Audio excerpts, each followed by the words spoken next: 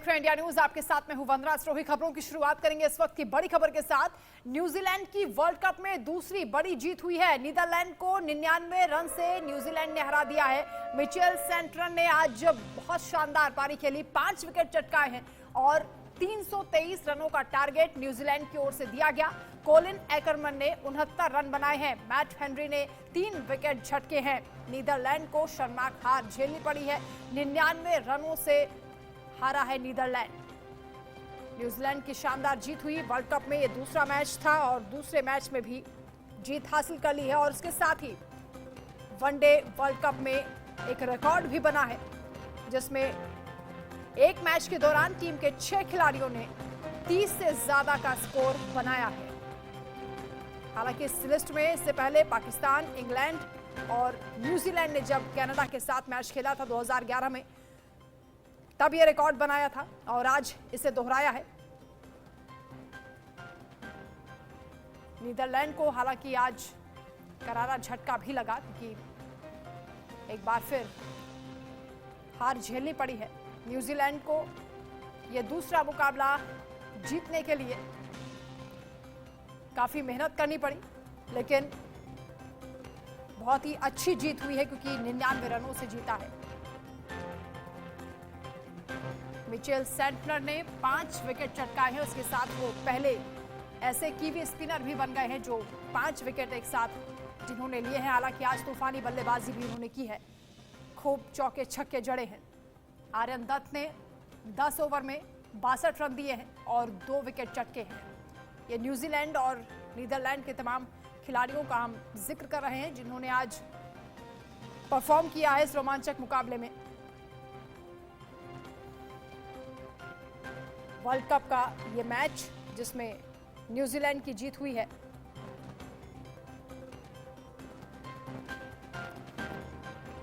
Latham ने 46 गेंदों पर 53 रन बनाए, जिसमें 6 चौके और एक 6 भी शामिल रहा। अंतिम ओवर में पारी संभाली मिचेल सेंटनर ने। गेंदबाजों की जबरदस्त धुनाई की उन्होंने। नाबाद 36 रन बनाए। 17 गेंदों की पारी में उन्होंने 3 चौके और 2 छक्के जड़े। बल्लेबाजों के दमदार प्रदर्शन के दम पर न्यूजीलैंड ने 7 विकेट पर 322 रनों का स्कोर दिया था। 322 रन का टारगेट नीदरलैंड की टीम इसे चेज नहीं कर पाई और 99 रन से हार गई है।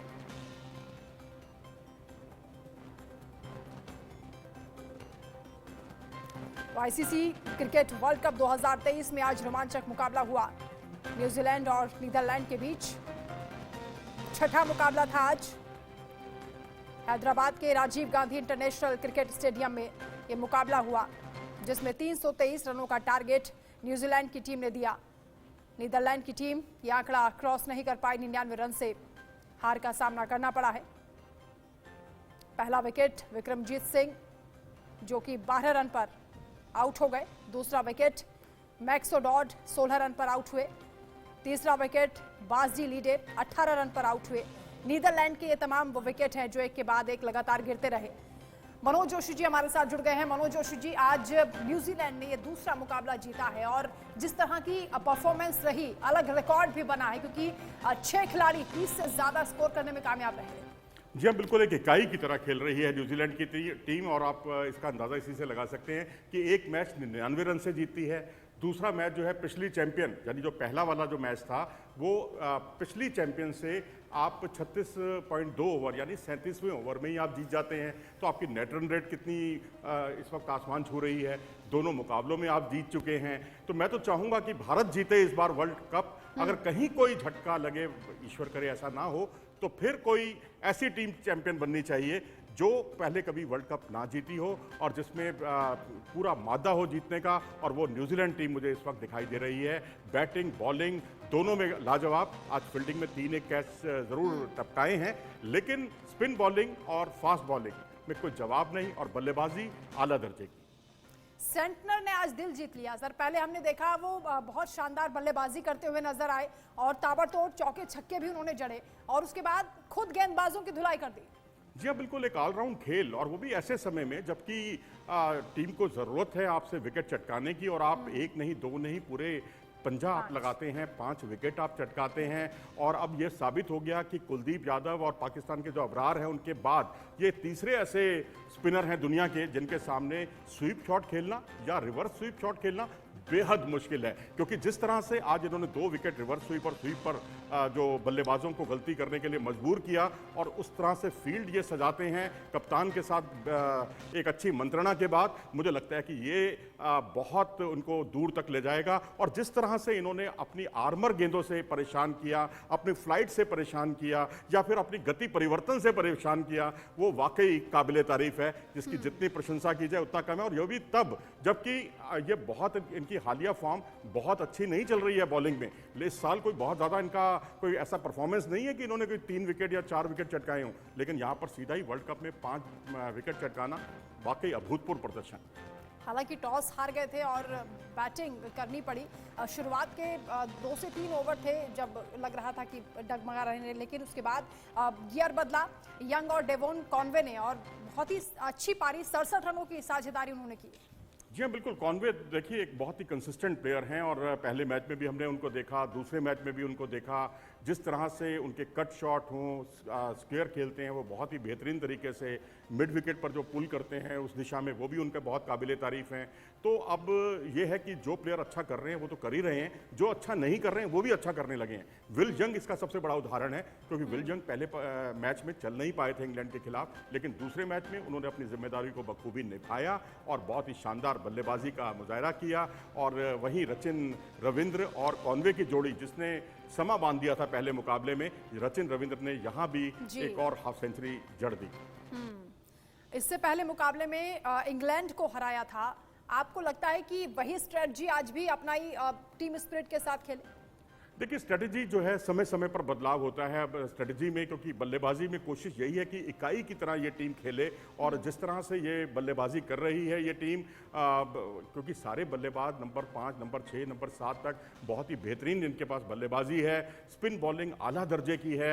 अभी तो ईस्ट सोडी बाहर बैठे हुए हैं। मैं तो ये देख रहा हूँ कि चेन्नई में अभी इस टीम को 2 मैच खेलने हैं, तो वहाँ की पिच भी बहुत स्पिन फ्रेंडली पिच है, तो बहुत संभव है कि वहाँ ईस्ट सोडी भी जब आ जाएंगे तो फिर ये जो तिकड़ी है, जिसकी हम अपनी तिकड़ी की जो हम बड़े गर्व करते हैं अपनी तिकड़ी पर, तो ये रचिन रविंद्र के साथ ईस्ट सोडी और मिचेल सेंटनर, ये भी दुनिया की एक बेहतरीन तिकड़ी साबित होने वाली है जहाँ तक स्पिन बॉलिंग का सवाल है। हैदराबाद के जिस Rajiv Gandhi international cricket stadium में ये मैच हुआ है, वहाँ की पिच की अगर बात की जाए तो सर ये बल्लेबाजों को या गेंदबाजों को सपोर्ट करती है? आज थोड़ा कंफ्यूजन इसलिए भी हो रहा है क्योंकि जिस तरह से न्यूजीलैंड के खिलाड़ी खेले हैं, पहले उन्होंने बैटिंग बहुत अच्छी की, उसके बाद गेंदबाजी बहुत शानदार की।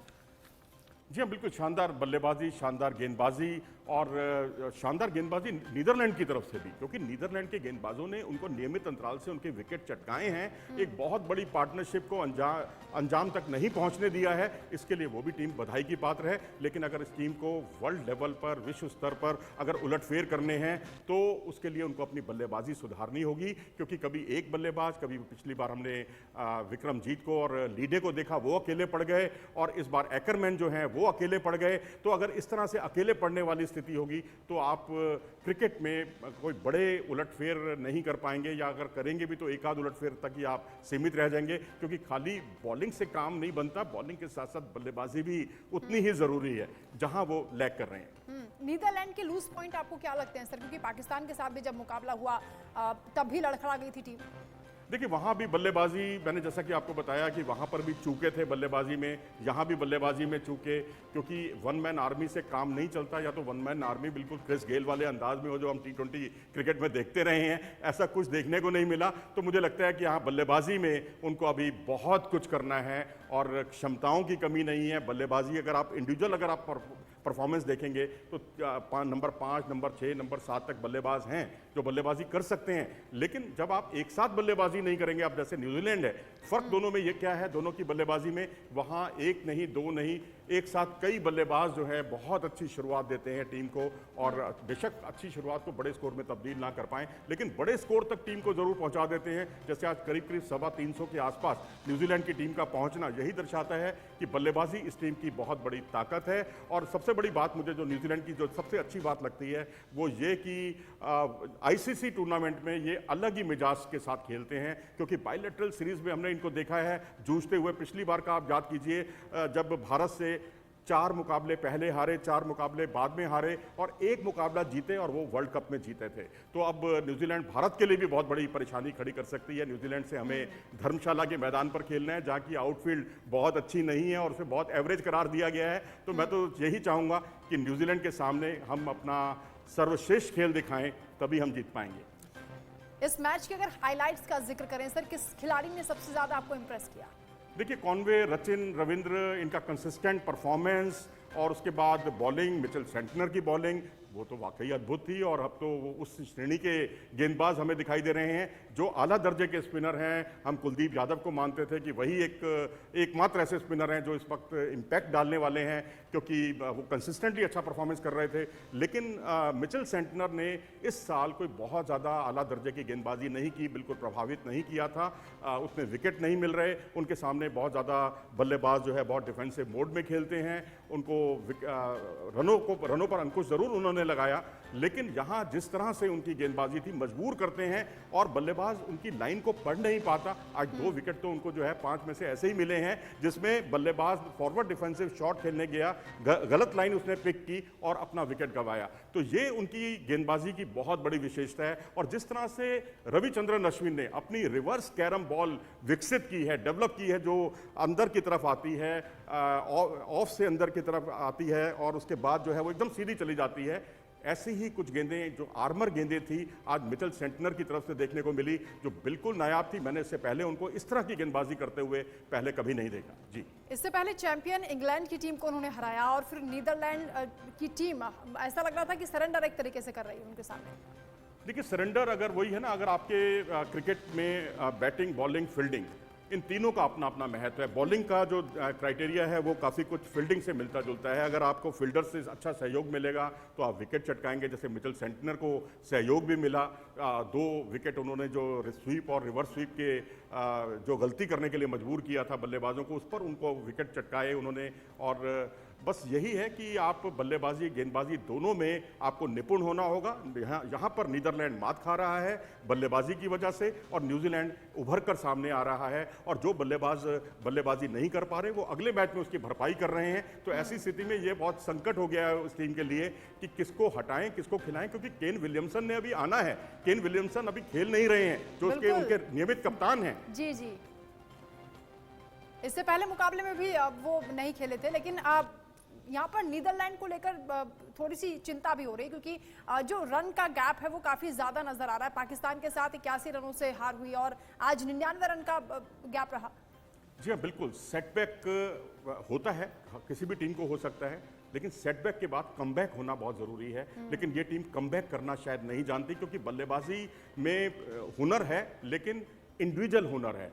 आप इकाई की तरह नहीं खेलते। अब जैसे भारत का उदाहरण देखें आप, विराट कोहली और केएल राहुल, इनके जब ये क्रीज पर उतरे थे कितना बड़ा संकट आया हुआ था भारतीय टीम पर। विराट कोहली को ये कहना पड़ा था केएल राहुल को कि आपको बिल्कुल बल्लेबाजी जो है यहाँ पर टेस्ट स्टाइल से बल्लेबाजी करनी है, ये सोचकर खेलना है कि हम टेस्ट मैच खेल रहे हैं। कितना बड़ा उस वक्त दबाव रहा होगा अगर विराट कोहली ऐसी बात कर रहे हैं। ऐसा केएल राहुल ने खुलासा भी किया, क्योंकि 2 रन में 3 महत्वपूर्ण विकेट खोना ये वाकई बहुत बड़ी चिंता का सबब था। लेकिन हमें याद है कि जिम्बाब्वे के खिलाफ जब हमने वर्ल्ड कप 1983 में दोनों ओपनर्स को 0 पर आउट होते हुए देखा था, उसके बाद ये घड़ी आई थी, यहाँ यही कहानी दोहराई गई। लेकिन तब हम 1983 में वर्ल्ड कप की ट्रॉफी जीतने में कामयाब रहे थे, हमारे दोनों ओपनर्स के 0 पर आउट होने से। अब आप इसका मतलब, इसका अंदाज़ा खुद लगा सकते हैं कि इस बार क्या होने जा रहा है।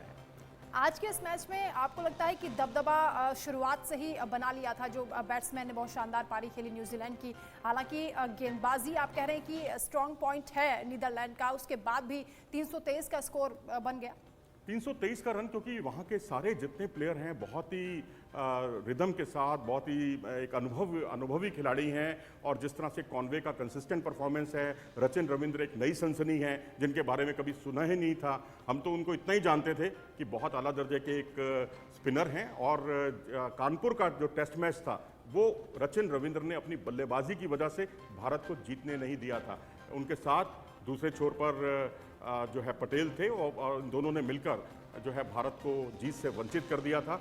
लेकिन हमने तब भी यही सोचा कि चलो एक पुछल्ला बल्लेबाज है, और हमने भी ऑस्ट्रेलिया को परेशान किया था, अश्विन और हनुमा विहारी ने भी परेशान किया था। लेकिन ये खिलाड़ी जिस तरह से इनको प्रमोट किया गया, जिस तरह से इनसे ओपन कराया गया प्रैक्टिस मैच में, और उसके बाद इस खिलाड़ी ने पीछे मुड़कर नहीं देखा। वहाँ पर इस खिलाड़ी ने 90 प्लस का स्कोर खड़ा किया, 1 डाउन आए, सेंचुरी बनाई, और यहाँ पर फिर उसी कहानी को उन्होंने दोहराया।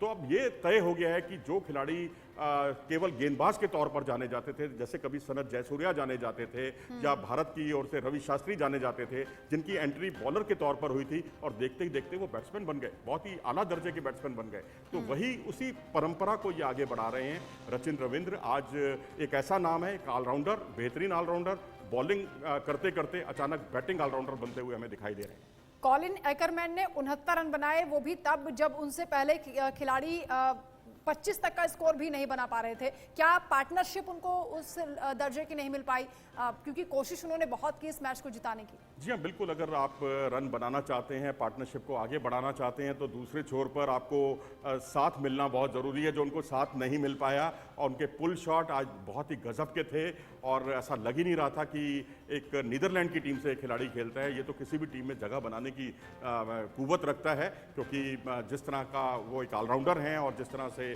वो मिड विकेट की दिशा में जिस तरह से उठाकर खेलते हैं, पुल शॉट उनके बहुत गजब के हैं, कवर ड्राइव बहुत अच्छे लगाते हैं। एक कवर ड्राइव जो एक मंझा हुआ बल्लेबाज होता है, वो उसी से आप ये उम्मीद कर सकते हैं कि वो इस तरह से शॉट खेल सकता है। तो एडर में जो है ऑकरमैन जो हैं, ये निश्चित तौर पर कॉलिन ऑकरमैन भविष्य के सितारे हैं। रचिन रविंद्र भविष्य के सितारे हैं।